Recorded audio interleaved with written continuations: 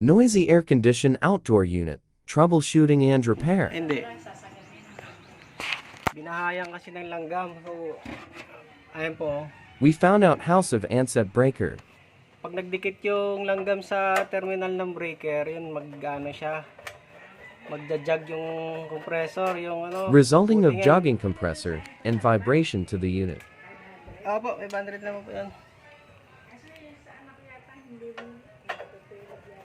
Tutulog ba? Opo. Wag muna. Wag muna, baka mag-spray pa tayo. Ay po, dami langgam mo binahayan, kaya siya siguro nagja-jog. Nagja-jog yung compressor. Buti nga hindi inverter tong ano niya. Buti hindi nasira tong kondura kasi hindi naman siya inverter eh. Ano siya, basic lang. Pero kung inverter siya. Ay, maaari po yung board.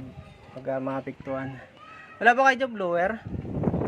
My first worst case scenario action taken is to blow the house of the ants via customers' household appliances or blower.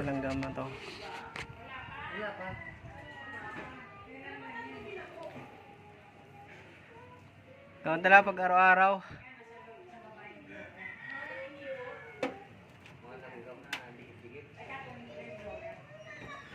Nagja-jog yung compressor nito.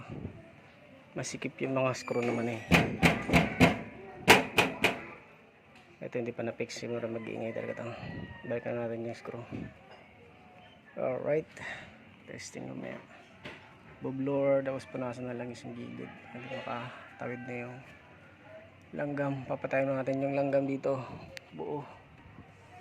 Hindi punasan natin yung langis yung gilid. Kahit use oil na mantika, pwede na. So, kita na natin yung mga screw. Wala naman dito yung kasi.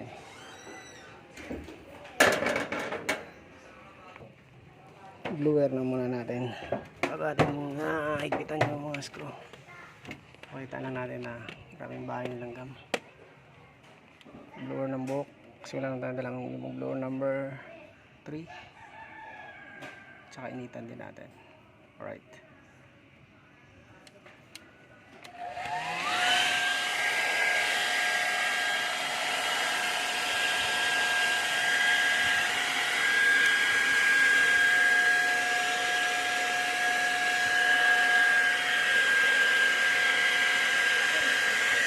Pa.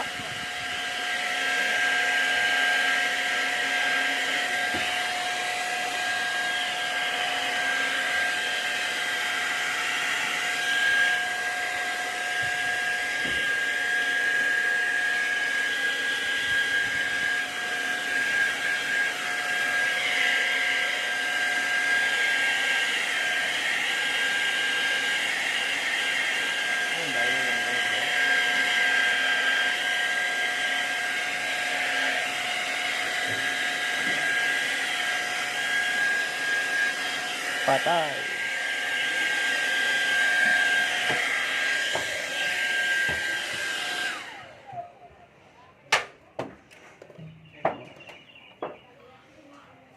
To perform a quality service, we do some prevention maintenance to this unit. We spread oil as this protection to the ants. Para hindi makakatawid yung langgam. Preventive maintenance. Hindi lang tayo linis, preventive din tayo.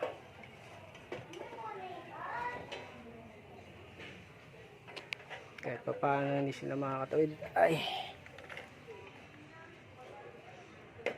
The customer told only to clean the unit. Then after we clean the unit, they telling that so noisy sounds, coming sometimes especially at night time.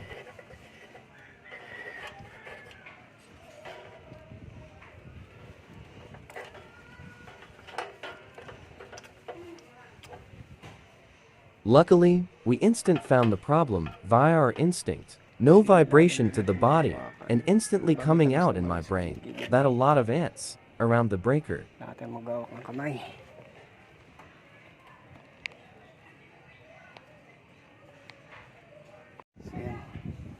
Kailangan na maghawak para mapunasan itong tubo.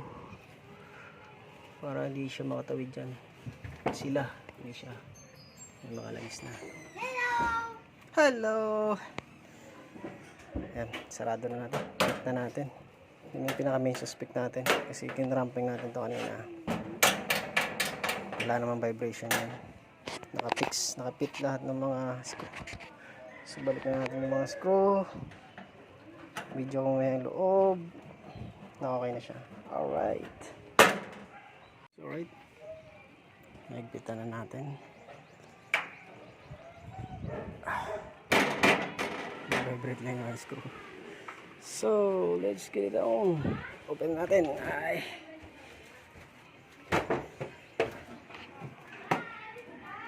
Wish me luck. Bye-bye. Joke. Alright.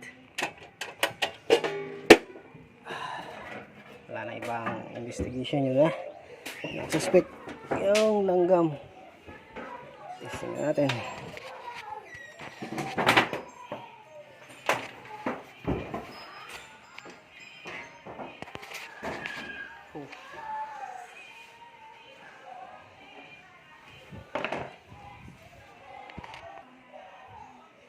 So let's get it on.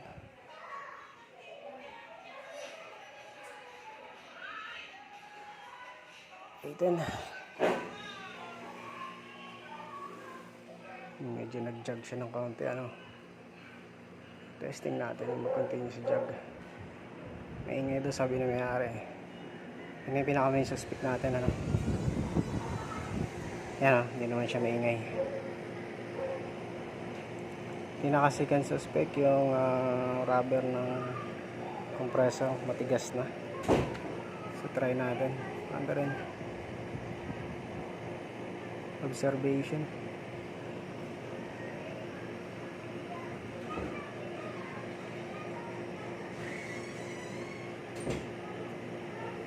Medyo malamig na kasi hindi siya ano eh, inverter, andar agad. Right? Sasali ko to kuya sa vlog ko kuya eh. Sali ka rin sa vlog ko. Bina-vlog ko kuya kung bakit yung ano nyo, aircon nag-vibrate kasi binahayan ng ano, langgam. Langgam? Oo. Hindi po ba daga? Hindi.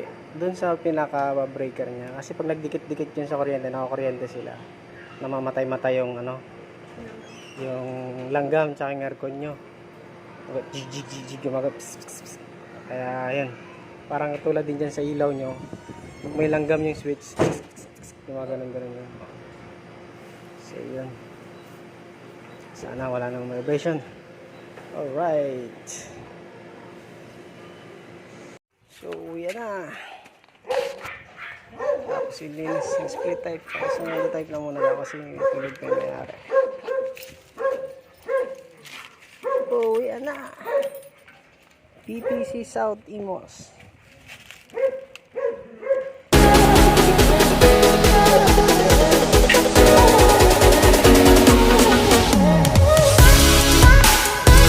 I'm gonna pop some tags. Only got $20 in my pocket. I'm hunting